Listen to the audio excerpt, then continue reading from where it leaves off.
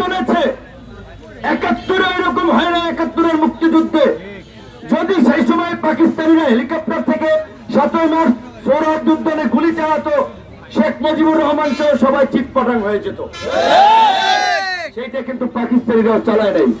কিন্তু শেখ হাসিনা যাত্রাবাড়ি চালিয়েছে, উত্তরা চালিয়েছে, মিরপুর চালিয়েছে, সমতল থেকে চালিয়েছে, উঁচু ভবন থেকে চালিয়েছে, হেলিকপ্টার থেকে কিন্তু চালিয়েছে। এই বন্দুকের গুলির মুখেও মানুষ কিভাবে রুখে দাঁড়িয়েছে, এরকম আমরা দাঁড়িয়েছি। ওই সামনে একজন গুলিবিদ্ধ হয়েছে, ওকে অ্যাম্বুলেন্সে তুলে আবার প্রতিরোধ শুরু করেছে। তো অনেক রক্ত, ত্যাগ এবং লাশের বিনিময়ে যেই পরিবর্তন এসেছে, এই পরিবর্তন যেন কোনো দখলদার প্রতিষ্ঠিত হতে না পারে, চাঁদাবাজ প্রতিষ্ঠিত হতে না পারে, দুর্বৃত্ত প্রতিষ্ঠিত হতে না পারে।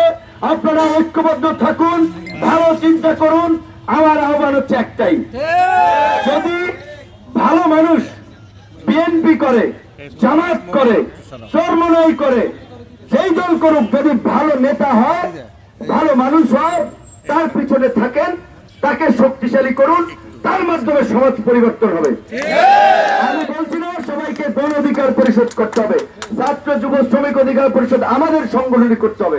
আমরা এই দুনিয়াতে ভালো, এই কথা আমরা বলছি না। আমরা বলছি যারাই ভালো ভালো নেতৃত্ব দিচ্ছে, ভালো চিন্তা করছে, তাদের পেছনে থাকুন, তাদের হাতকে শক্তিশালী করুন এই পরিবর্তনের সুফল পেতে।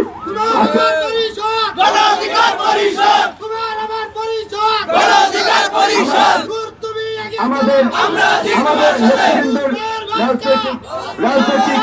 রাজনৈতিক অভিজ্ঞতা কম, তাদের অনেকের বয়সও কম, যার ফলে ওই যে পুরানো রাজনীতির জঞ্জাল, ওইখান থেকে চান্দা খাওয়া, ইউনো অফিস থেকে কাবিকার কাজ বের করে নেওয়া, ওসি সাহেবের সাথে মিলমুখে মামলা দিয়ে সেইখান থেকে টাকা বের করা, এই সমস্ত অসৎ চিন্তা ভাবনা এখন পর্যন্ত তাদের মধ্যে ঢুকে নেই।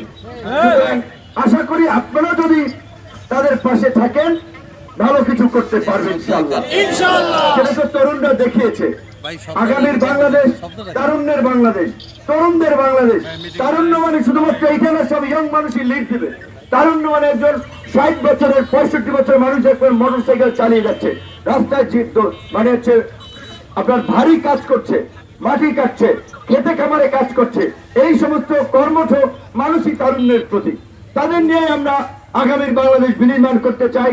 আপনারা জানেন গণ অধিকার পরিষদ ২০২১ সালে প্রতিষ্ঠার পর থেকে রাজনৈতিকভাবে আমরা প্রত্যেক জেলা উপজেলায় আমাদের ছোট পরিসরে এই রকমের প্রতিকূল সময়ে কার্যক্রম পরিচালনার চেষ্টা করেছি।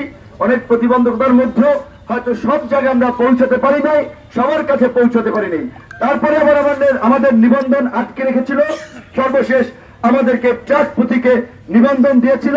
তাই গণ অধিকার পরিষদের পক্ষ থেকে এইখানে যারা উপস্থিত হয়েছেন তাদেরকে ধন্যবাদ জানাই।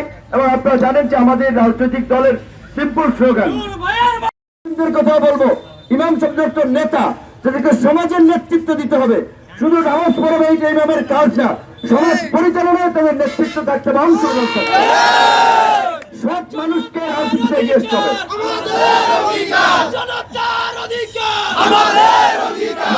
যে বাংলাদেশের পরিবর্তন ঘটেছে, এই পরিবর্তন যদি আমরা ধরে রাখতে না পারি তাহলে আমাদের ভবিষ্যৎ অন্ধকার।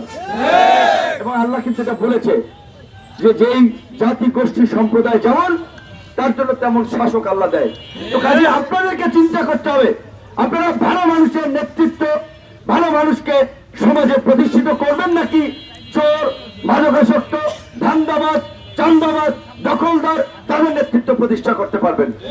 এবং ঐক্যবদ্ধ হওয়ার, ঐক্যবদ্ধ থাকার যে শক্তিটা কি, এইবার তো দেখেছেন